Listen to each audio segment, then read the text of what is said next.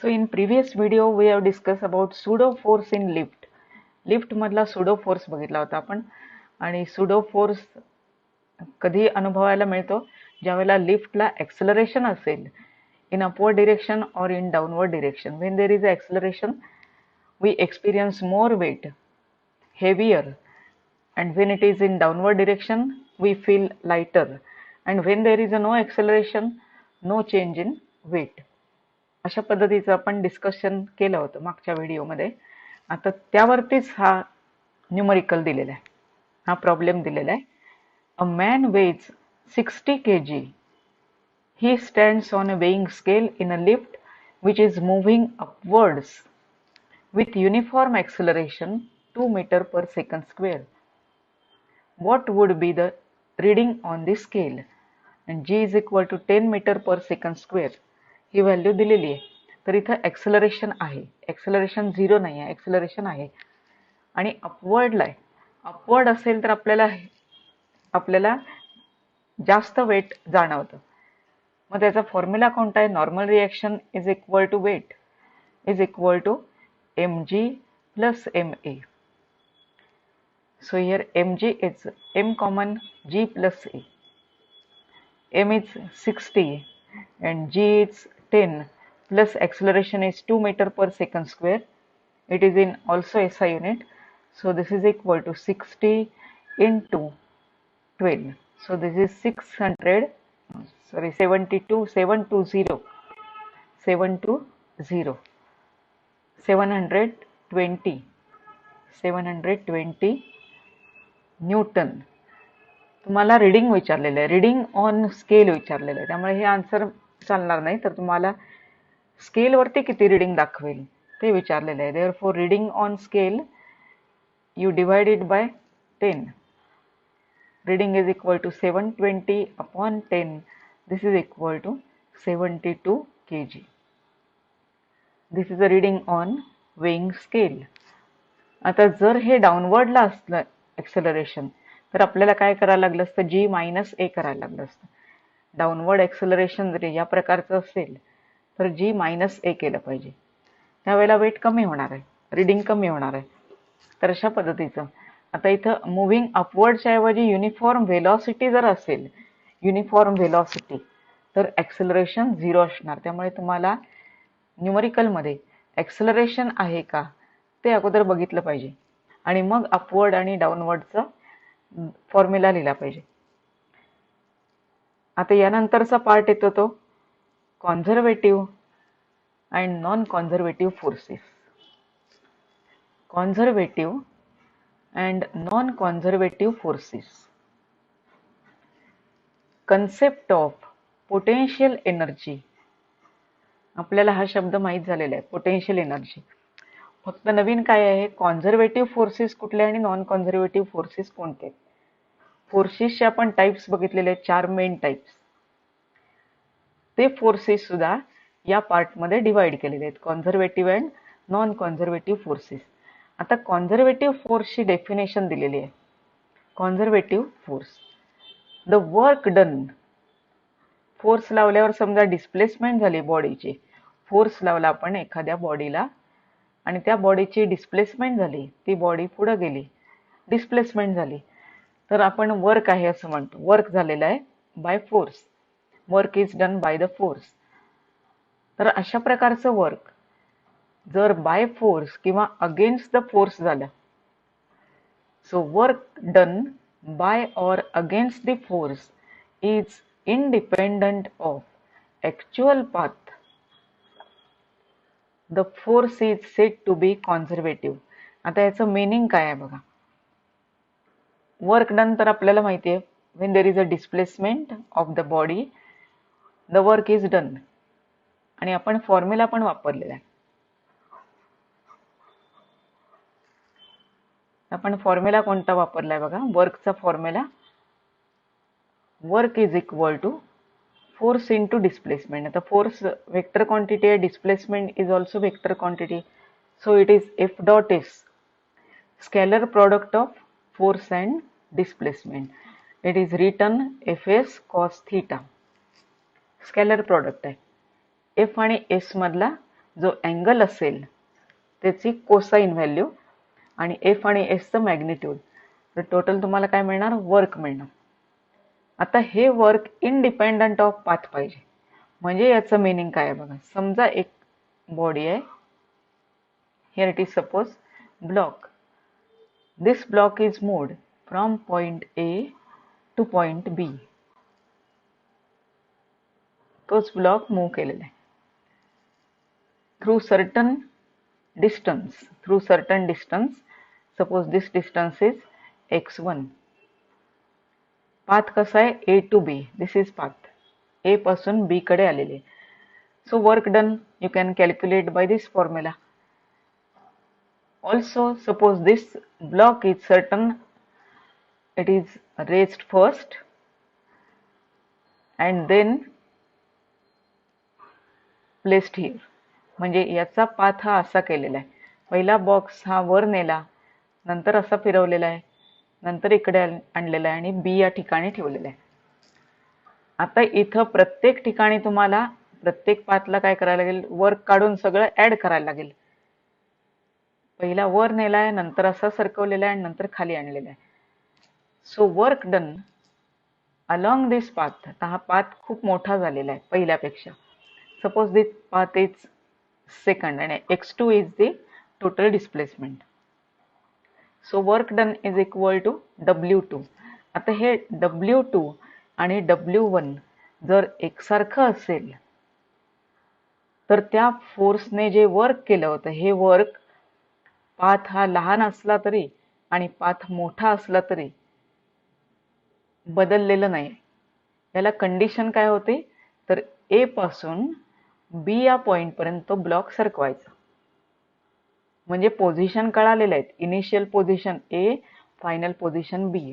आणि तो कोणत्याही मार्गाने आणला, कोणत्याही पाथने आणला आणि वर्क काढलं, तर हे दोन्ही वर्क सारखे आले असतील तर यामध्ये लावलेला फोर्स किंवा या ज्या फोर्समुळे हे वर्क झालेलं आहे तो फोर्स म्हणजे conservative force. This force is conservative force. मग हा कशावरती डिपेंड आहे, तर पाथ लहान असेल मोठा असेल तरी काही फरक पडत नाही. आणि कशावर डिपेंड आहे, the work done by conservative force depends only on initial and final position of the object. म्हणजे आपण W1 वर्क कसं काढलं होतं, इनिशियल पोझिशन ए होती, फायनल पोझिशन बी. W2 कसं काढलं, इनिशियल पोझिशन ए आहे, फायनल पोझिशन बी आहे, फक्त पाथ डिफरंट आहे. When these two are same, initial and final, work is also same, then that force is called conservative force. मग असे कॉन्झर्वेटिव्ह फोर्स असतात का, किंवा कोणते फोर्सेस कॉन्झर्वेटिव्ह फोर्सेस आहेत ते आपण बघूया. आता कॉन्झर्वेटिव्ह फोर्सचे हे दोन पॉइंट्स महत्वाचे आहेत. First definition and this is second. The work done by or against the force is independent of actual path. The force is said to be conservative force. म्हणजे work done by such force is independent of path. Path लहान असू दे मोठा असू दे, work same आलं तर work ज्या फोर्सच्या against किंवा ज्या फोर्सच्या इन द डिरेक्शन मध्ये झालेला आहे तो फोर्स कॉन्झर्वेटिव्ह असणार आहे. The work done by conservative force कशावरती डिपेंड आहे, depend only on initial and final position of the object. आता हे फोर्स जो आहे तो कोणता फोर्स आहे, ग्रॅव्हिटेशनल फोर्स हा कॉन्झर्वेटिव्ह आहे. मग तो फोर्स कॉन्झर्वेटिव्ह कसा, याचा आपण स्टडी करूया. आता इथे एक एक्झाम्पल घेतलेलं आहे. एक बॉल घेतलेला आहे. बॉल हा ग्राउंडवरती आहे. समजा ball is on the ground. बॉलचं मास आहे एम आणि या बॉलला कोणता फोर्स ऍक्ट होत असणार आहे, वेट डाऊनवर्ड. बॉलवरती बॉलचं वजन म्हणजे अर्थ त्याला ग्रॅव्हिटेशनल फोर्सने खाली ओढते.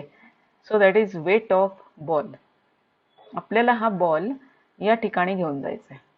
Suppose this position is first position and this is second position. तर पोझिशन 1 पासून पोझिशन 2 ला न्यायचं आहे through some distance, through some height h.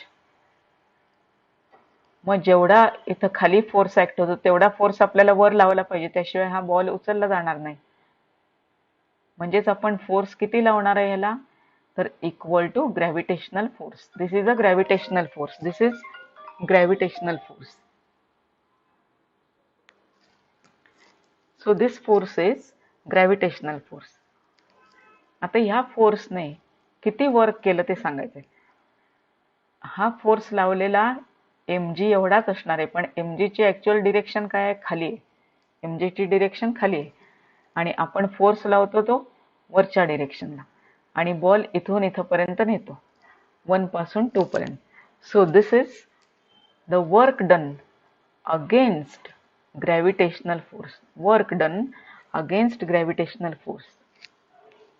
आता हे आपल्याला वर्क काढायचंय. वर्क आपल्याला करायला लागलं त्याशिवाय बॉल इथं सेकंड पोझिशनला येणार नाही.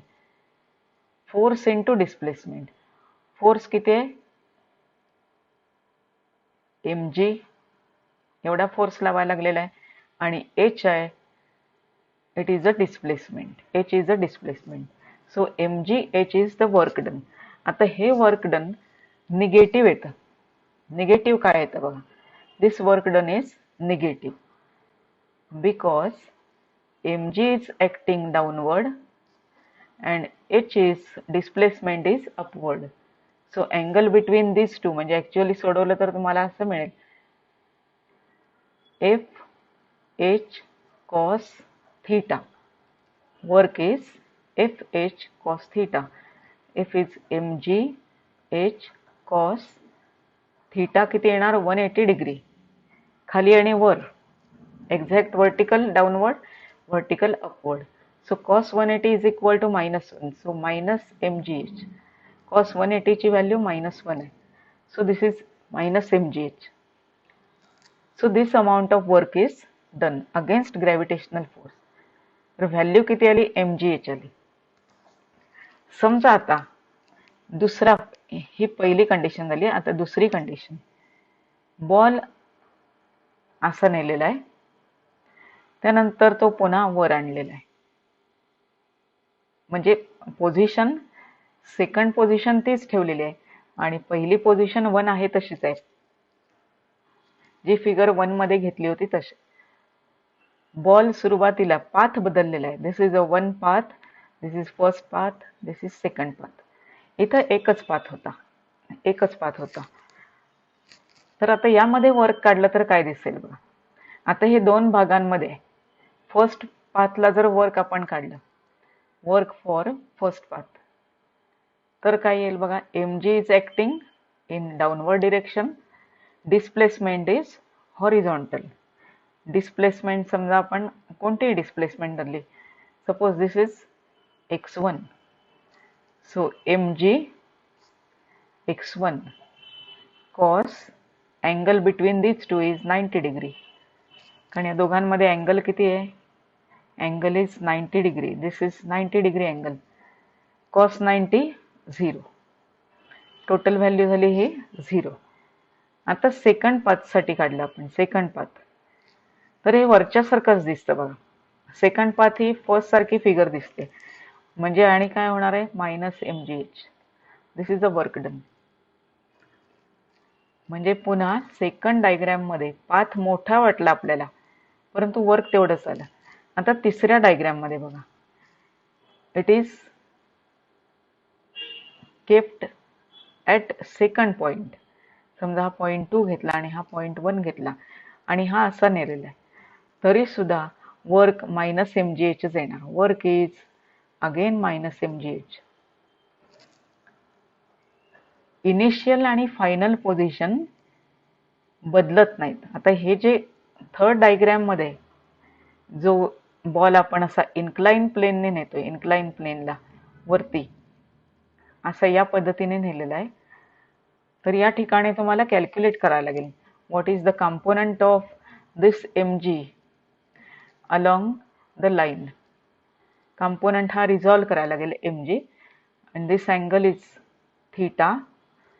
So this is mg, adjacent is mg cos theta and this is mg sin theta.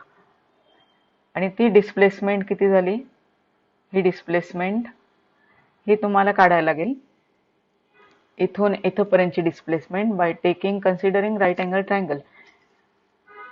हे सोडवू शकता तुम्ही आणि पुन्हा वर्क काय येणार आहे मायनस mgh. पुन्हा वर्क जे येणार ते मायनस mgh. म्हणजे ग्रॅव्हिटेशनल फोर्सच्या अगेन्स्ट वर्क केलेलं, ग्रॅव्हिटेशनल फोर्सच्या अगेन्स्ट वर्क केलेलं इनिशियल आणि फायनल पोझिशन सारखे आहेत, तर वर्क हे पाथ वरती डिपेंड नाहीये. So gravitational force is conservative force. Gravitational force is conservative force. कारण काय याचं, तर work done against gravitational force or by gravitational force is independent of path, so it is conservative force. अशा प्रकारचे आणखी पण एक्झाम्पल्स आहेत. Spring force is conservative force, is also conservative force. Electrostatic force is also conservative force. Electrostatic force is also conservative force. हे examples आहेत. पण gravitational force तुम्हाला हे समजू शकतं.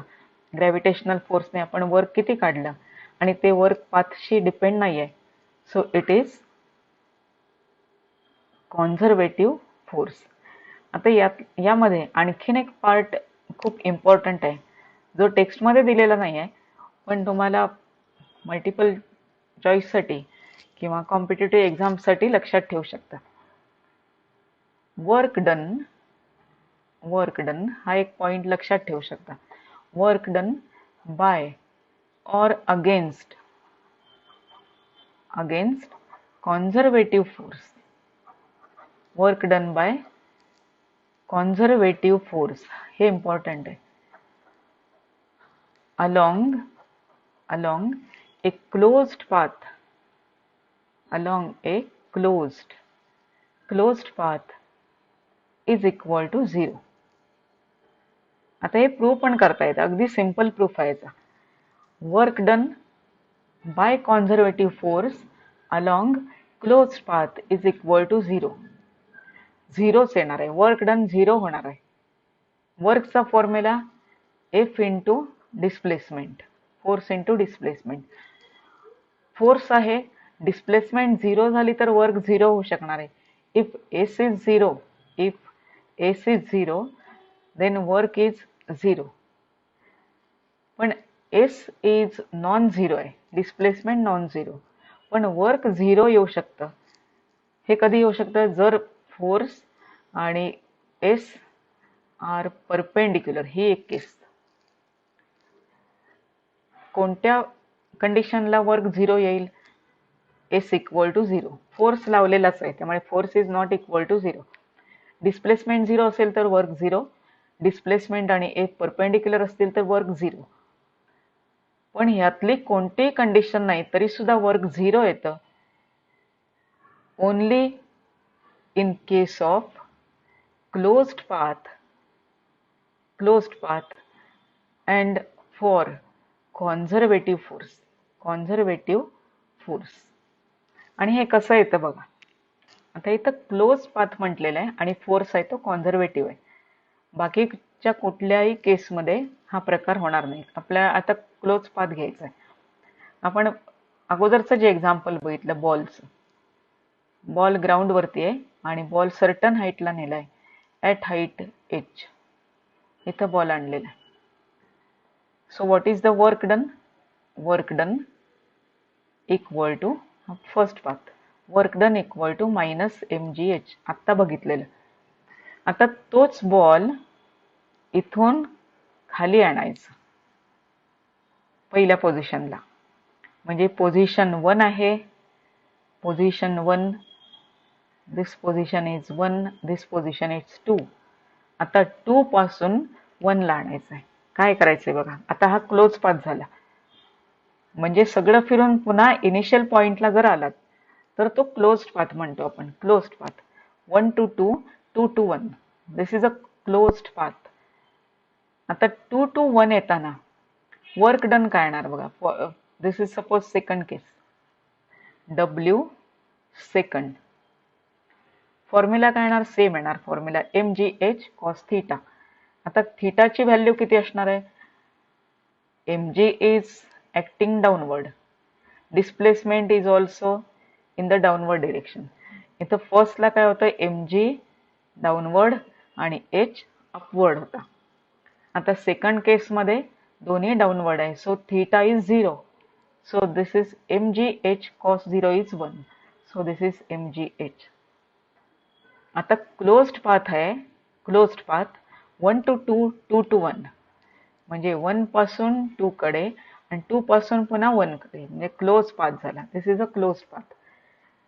तर work done for closed path, work done for closed path equal to W1 plus W2 equal to 0. Work done for closed path equal to 0. तर हे व्हॅलिड कधी असणार आहे? व्हॅलिड कधी असणार आहे? तर ज्या वेळेला फोर्स हा कॉन्झर्वेटिव्ह असेल. For conservative force only. Force only हे लक्षात ठेवायचं.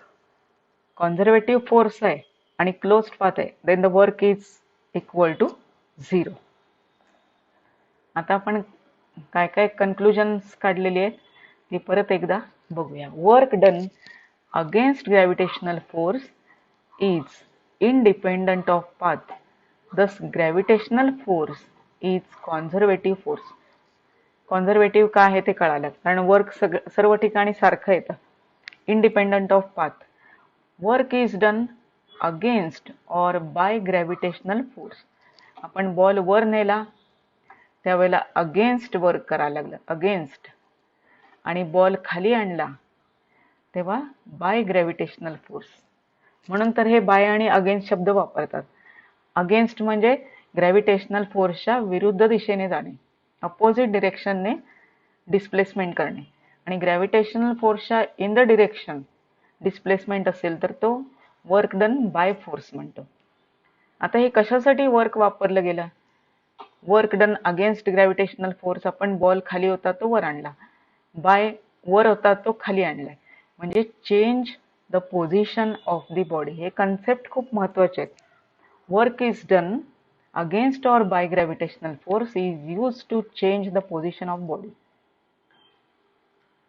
म्हणजेच काय म्हणतो आपण त्याला? Work done by or against conservative force reflects an equal amount of change in potential energy. जे वर्क झालं त्यामुळे पोटेन्शियल एनर्जी तेवढ्याच प्रमाणात चेंज झाली. अतिशय सिंपल कन्सेप्ट आहे बघा. बॉल काय केला आपण? खालून वर नेला, इथं आला बॉल. किती डिस्टन्सने वर आला? तर h डिस्टन्सने. सुरुवातीला ग्राउंडवर होता बॉल, ग्राउंड म्हणजे अर्थ सरफेस वरती होता. पोटेन्शियल एनर्जी किती होती? 0 होती. आता इथं वर नेल्यामुळे पोटेन्शियल एनर्जी किती झाली? mgh. वर्क किती झालं होतं? Work is minus mgh. So this reflects an equal amount of change in potential energy. तेवढीच पोटेन्शियल एनर्जी चेंज झाली का बघा. पोटेन्शियल एनर्जी सुरुवातीची 0, नंतरची mgh. So work done is nothing but change in potential energy. सुरुवातीची आणि नंतरची potential energy ही increase झालेली आहे. वर्क आलेलं आहे मायनस मध्ये, मायनस mgh. एवढं वर्क गेल्याशिवाय तुम्हाला ही पोटेन्शियल एनर्जी मिळाली नाही. तर एनर्जी कॉन्झर्वेशन इथं पोटेन्शियल एनर्जीसाठी व्हॅलिड आहे का चेक करा. पोटेन्शियल एनर्जीसाठी तुम्हाला वर्क करायला लागेल तेव्हाच ही पोटेन्शियल एनर्जी वाढेल. अगेन्स्ट वर्क केलं तर पोटेन्शियल एनर्जी वाढणार आहे. तसंच बॉल खाली टाकला आपण, त्यावेळेला पोटेन्शियल एनर्जी हाय होती आणि नंतर 0 झाली. Work is done by the force. Potential energy decreases. Potential energy decrease झालेली. So here, by using the concept of conservative force, we can relate the conservative force and potential energy. So work done against gravitational force increases potential energy. म्हणजे काय, वर आला ball वर आला, potential energy जास्त झाली. पहिली 0 होती, नंतर जास्त झाली. So change in potential energy equal to work done by or against conservative force. आपण कॉन्झर्वेटिव्ह फोर्स मध्येच पोटेन्शियल एनर्जी डिफाईन करतो. आता चेंज इन पोटेन्शियल एनर्जीला सिम्बॉल काय वापरलाय, du. So this can be written as vector F dot dx minus sign, किंवा आपण इथं minus du is equal to F dot dx लिहू शकतो. dx च्या ऐवजी ds लेटर वापरतात किंवा dl वापरतात. So this is change in potential energy is equal to amount of work done against or by. Decrease होत असेल आणि इन्क्रीज होते. इन्क्रीज होताना काय होतं, फोर्स आणि हे वर जातं, त्यामुळे mg खाली, डिस्प्लेसमेंट वर, displacement opposite. So there is a minus mgh.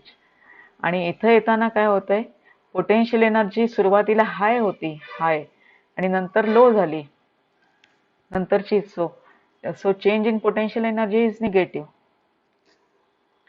अशा पद्धतीने हे फॉर्म्युले पोटेन्शियल एनर्जीचे लिहिले जातात. पोटेन्शियल एनर्जी डिफाईन करण्यासाठी कॉन्झर्वेटिव्ह फोर्स लागलेला आहे. तसंच नेक्स्ट इयरला तुम्हाला पोटेन्शियल एनर्जी ऑफ स्प्रिंग येणार आहे. स्प्रिंग SHM मध्ये स्प्रिंग फोर्स, याच्यामध्ये सुद्धा तुम्ही पोटेन्शियल एनर्जी डिफाईन करणार आहे. तर स्प्रिंग फोर्स हा कॉन्झर्वेटिव्ह आहे, तसंच ग्रॅव्हिटेशनल फोर्स हा कॉन्झर्वेटिव्ह फोर्स आहे. आपण नेक्स्ट लेक्चरमध्ये नॉन कॉन्झर्वेटिव्ह फोर्सेस कोणते आहेत ते बघायचे. Non conservative forces. कॉन्झर्वेटिव्हचा जे 2 मुद्दे आहेत ते व्यवस्थित लक्षात ठेवा. Work done by conservative force does not depend on path through which the body is displaced, but depends only on final position and initial position. हे 2 महत्वाचे मुद्दे आहेत. आणि क्लोज पाथचं तुम्हाला सांगितलेलं आहे, work done by conservative force along close path is 0. Next टाइमला आपण नॉन कॉन्झर्वेटिव्ह फोर्सेस बघायचे.